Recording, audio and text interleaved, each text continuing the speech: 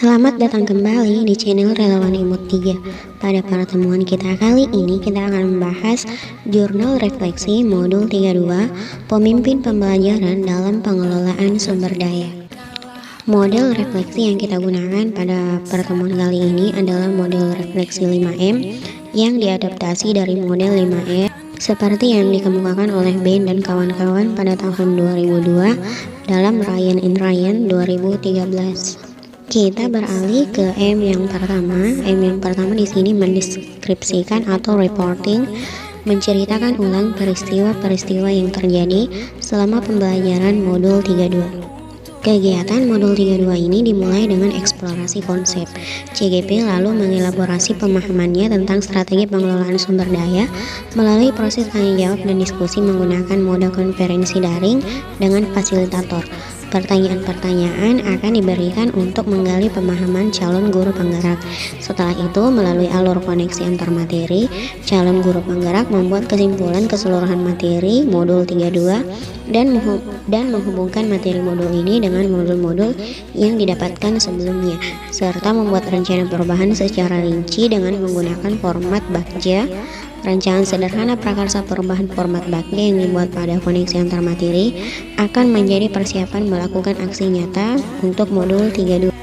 M yang kedua yaitu merespon atau responding, menjabarkan tanggapan yang diberikan dalam menghadapi peristiwa yang diceritakan, misalnya melalui pemberian opini, pertanyaan, ataupun tindakan yang diambil saat peristiwa berlangsung. Nah, di sini diceritakan bahwa pada tugas modul 32 ini, pemimpin pembelajaran dalam pengelolaan sumber daya, calon guru penggerak menuangkan pemahamannya tentang materi pemimpin dalam mengelola sumber daya yang ada di sekolah atau komunitas sekolah, lalu mengaitkan materi dan pengetahuan sebelumnya yang mendukung pemahaman calon guru penggerak dalam mengelola sumber daya menjadi aset untuk mengembangkan komunitas atau ekosistem sekolah. Melalui diskusi daring di ruang kolaborasi, elaborasi, demonstrasi kontekstual, dan mengaitkan semua materi, alhamdulillah saya menjadi lebih mampu mengidentifikasi dan memetakan aset yang ada di sekitar saya untuk mewujudkan visi sekolah yang berpihak pada murid sesuai dengan filosofi pendidikan Ki Hajar Dewantara. Nah, kita lanjut ke M yang kedua, yaitu mengaitkan atau relating, menghubungkan kaitan antara peristiwa dengan pengetahuan, keterampilan, keyakinan, atau informasi lain yang dimiliki.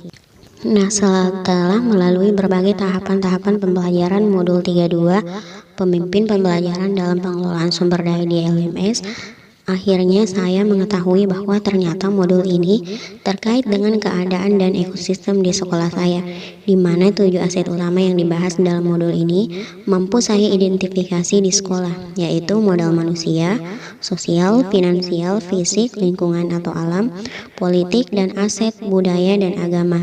Dengan kemampuan memetakan aset, saya berharap mampu merancang dan menerapkan strategi pengelolaannya di kelas saya dalam menjalankan program pendidikan yang berpihak pada murid. Nah, kita lanjut ke M berikutnya, yaitu menganalisis atau reasoning. Di sini kita menganalisis dengan detail mengapa peristiwa tersebut dapat terjadi, lalu mengambil beberapa perspektif lain, misalnya dari teori atau kejadian lain yang serupa untuk mendukung analisis tersebut. Dan berdasarkan tugas tentang pemetaan aset di komunitas sekolah, saya menyadari bahwa pengelolaan aset untuk menjalankan program pendidikan yang berpihak kepada murid perlu dilakukan analisis dan identifikasi semua sumber daya yang ada di sekitar kita. Apa saja bahan, alat, atau pihak yang dibutuhkan dalam menjalankan rancangan program sederhana yang tertuang dalam format Bagja yang disusun berdasarkan pendekatan inquiry apresiatif. Dan kita melangkah ke M yang terakhir, yaitu merancang ulang atau reconstructing, menuliskan rencana alternatif jika menghadapi kejadian serupa di masa mendatang. Dan berdasarkan hasil analisis dan refleksi pada kegiatan sebelumnya, di sini terjadi perubahan paradigma yang besar pada saya.